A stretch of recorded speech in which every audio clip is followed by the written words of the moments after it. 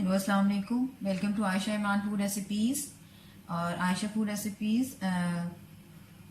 आज मैं आपके लिए बनाने जा रही हूँ सूजी और पोटैटो के फ्रेंच फ्राइज़। और ये बहुत आसान रेसिपी है, बहुत जल्दी बन जाती है। उम्मीद है आपको पसंद आएगी। तो आइए शुरू करते हैं बिस्मिल्लाहिर्रहमानिर्रहीम से।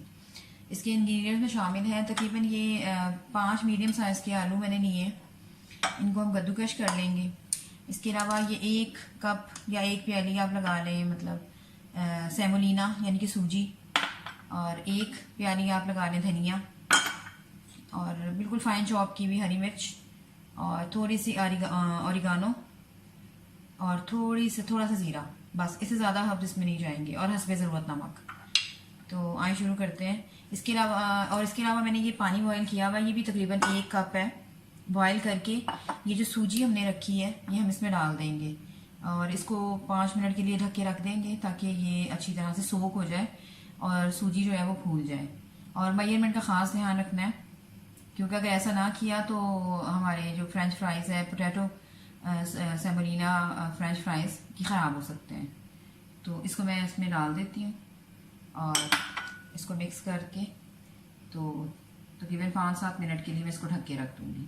जब कि सूजी जो है ये फूल जाएगी और जिस तरह से हमें चाहिए फिर हम इसको यूज़ करेंगे। आलू हम कद्दूकश करेंगे पहले। चाहे तो मैशर के साथ मैश करें, चाहे कद्दूकश करें, ये आपकी मर्जी है। बस में लम्स नहीं होने चाहिए, अच्छी तरह से इसको यानी कि होना चाहिए, मैश हो जाना चाहिए।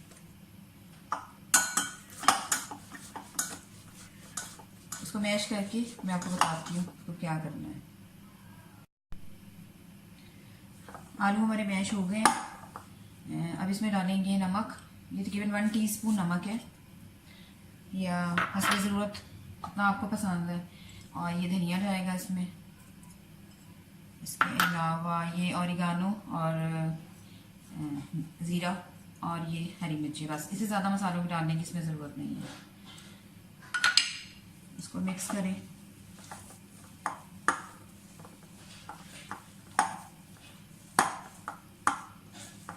लेकिन उससे पहले हम इसको मुकम्मल मिक्स करने से पहले हम अपनी सूजी देखते हैं कि वो फूल गई है या नहीं, फिर हम बाकी काम करेंगे।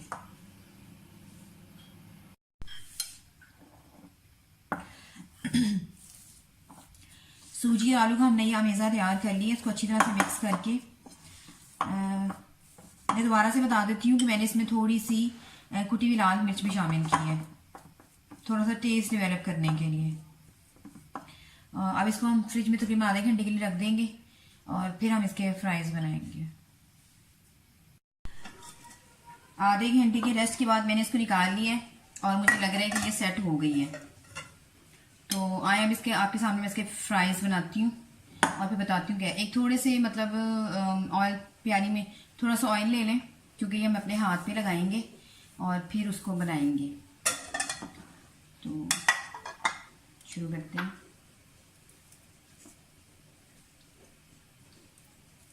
छोटे बड़े लंबे जैसे मतलब आप चाहते हैं वैसा साइज बनाएं।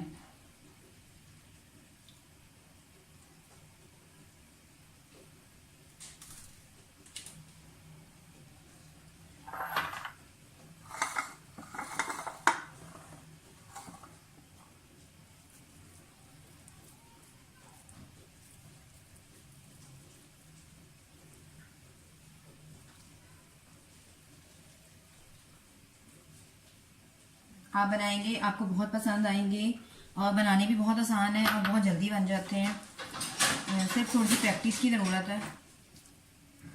इसे आप फ्रीज़ करके इसको आप यानी कि अरारोट की या कॉर्नफ्लावर की कोटिंग करके भी इसको आप फ्रीज़ कर सकते हैं, और जब बच्चों का दिल चाहे आप उनको निकाल कर दें और बना कर दें। जितने बारीक बनाएंगे उतना अच्छा है। लंबे बनाएं, छोटे बनाएं, जैसे बच्चे पसंद करते हैं। मैं ये सारे तैयार करके फिर आपको दिखाती हूँ फ्राई कैसे करना है। मैं आपके सामने इसको फ्राई करती जाऊंगी और निकालती जाऊंगी और नए डालती जाऊंगी। आप देख सकते हैं इसकी शक्ल कितनी प्यारी बनी है।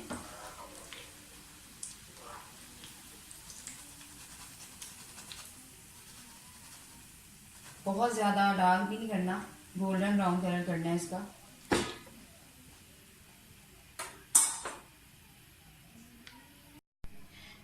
ये थोड़ा सा ऑयल लें, उसको हाथ पे लगाएं और ये बनाते जाएं।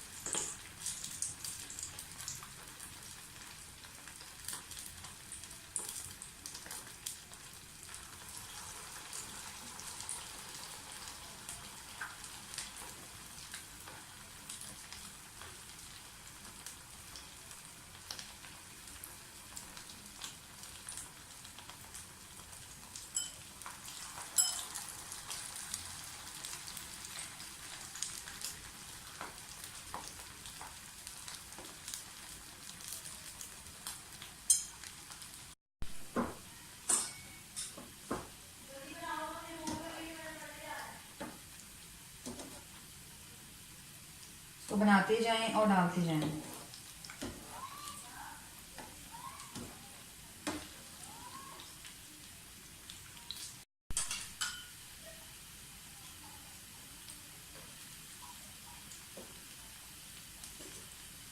आप चाहे तो इसे थोड़े से बारीक भी बना सकते हैं, लेकिन मैंने थोड़े कबाब जैसे बनाए हैं।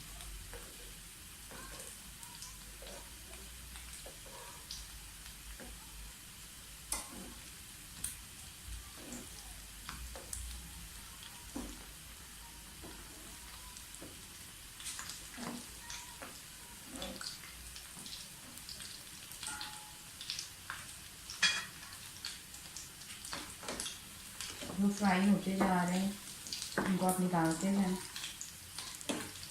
और बाकी को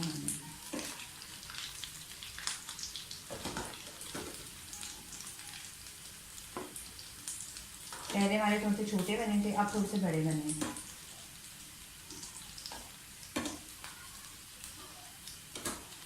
बच्चों के लंच के लिए ये रेसिपी बहुत अच्छी है।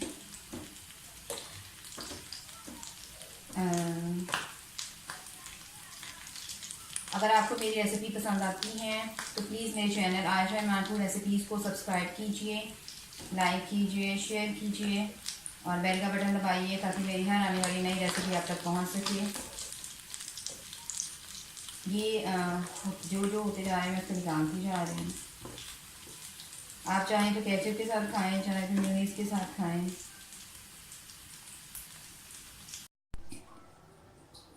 और ये है मेरी पोटैटो सेमोलिना फ्राइज़ का फाइनल लुक। उम्मीद है आपको मेरी रेसिपी पसंद आई होगी। अगली रेसिपी तक के लिए अल्लाह हाफ़िज़।